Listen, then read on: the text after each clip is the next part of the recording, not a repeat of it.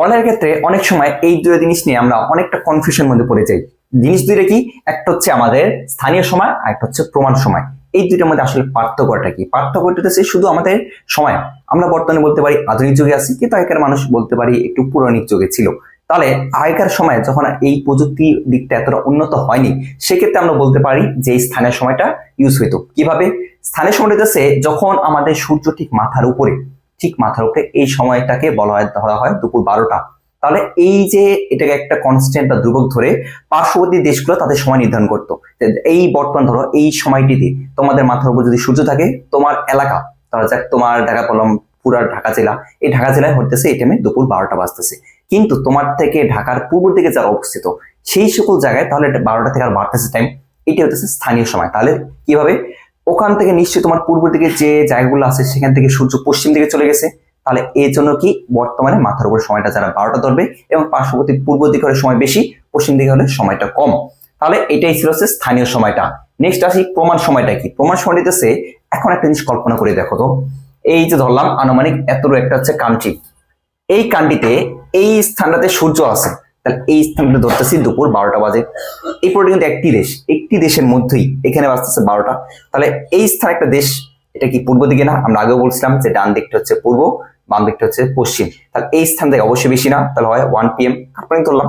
আর এই স্থান একটা জায়গা ধরলাম, এটা কত হবে? এটা নিশ্চয় তাহলে 11 AM। তাহলে সময় পার্থক্যটা এইভাবে আগাতেছে, মাঝখানটা 12টা বাজে, পূর্ব দিকে সময় বেশি, পশ্চিম দিকে সময় কম। এই তিনটে জিনিস গেল।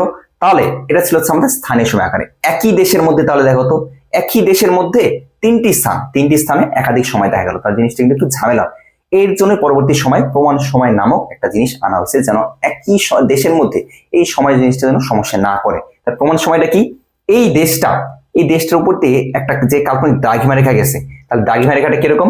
আমরা যদি বলি দ্রাঘিমা রেখাটা হচ্ছে মাঝখান দিয়ে, ধরো লাল কালার দিয়ে দেখা দিলাম, এটা হচ্ছে সে দ্রাঘিমা রেখাটা।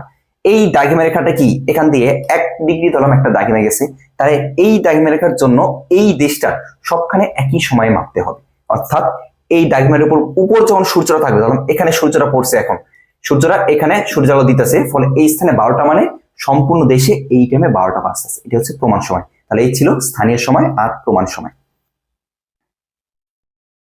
স্থানীয় সময় ও প্রমাণ সময়ের পরবর্তী টপিক হচ্ছে আন্তর্জাতিক তারিখ রেখা। তাহলে এই রেখাটা কি? এটা হচ্ছে এক প্রকার রেখা। প্রথমত এটি হচ্ছে এক প্রকার রেখা। তাহলে রেখাটা কিরকম? আমরা জানি দ্রাঘিমা রেখা দ্বারা কোন স্থানে স্থানীয় সময় বের করা হয়, এটার নিয়মটা হচ্ছে প্রমাণ সময় নির্ণয়ের নিয়ম। তাহলে এখন কল্পনা করি পৃথিবীর বিপরীত ভাগটা, পৃথিবীর ঠিক বিপরীত দিকে ধরলাম, পৃথিবীর বিপরীত দিকে একটা আমরা ছবি আঁকি কাল্পনিক। ধরলাম এই হচ্ছে পৃথিবীর বিপরীত দিকটা একটা ছবি। এখানে ধরলাম এখান দিয়ে একটা মহাদেশ আছে, এখান দিয়ে একটা মহাদেশ আছে, এরকম দুইটা মহাদেশ ধরলাম।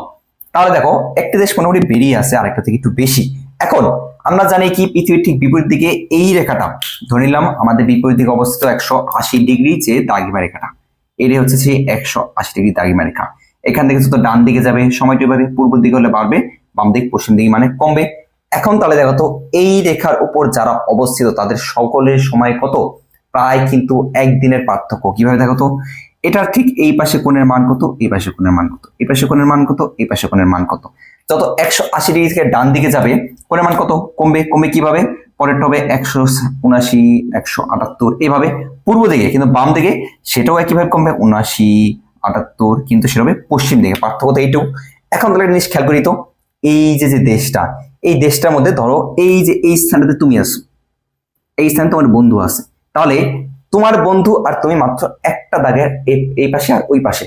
তুমি যদি এই দাগটা পেরিয়ে ওই পাশে যাও, সময় পার্থক্য কত হবে? আমরা ম্যাথ করে পরবর্তী শিখবো। 180 ডিগ্রি দ্রাঘিমার জন্য সময় পার্থক্য কিন্তু হয়ে যাবে একদিন। তাহলে এই দাগ অতিক্রম করলে হয়ে যেতেছে একটা দিনের পার্থক্য। আবার ও যদি একটা দাগ পার্থক্য তোমার এই পাশে আসে, সে আবার একদিন হয়ে যেতেছে। মানে একটা দাগের জন্য এই একটা দিন সম্পূর্ণ চেঞ্জ হয়ে যায়, কিন্তু জিনিসটা মানাইলো না, মানে অযৌক্তিকপূর্ণ হলো। এই কারণে এই যে আমরা যে তারিখ রেখাটা সেটাকে আনা হয়েছে। সেটা তাহলে কিভাবে? এই যে 180 ডিগ্রি রেখাটা, এই রেখাটা সোজাভাবে টানা হয়নি, এটাকে টানা হয়েছে যেন একই দেশের মধ্যে একটু পার হলে কিভাবে একদিন পার্থক্য হয়। এই কারণে এই রেখাটা একটু বাঁকা করা হয়েছে। কিভাবে?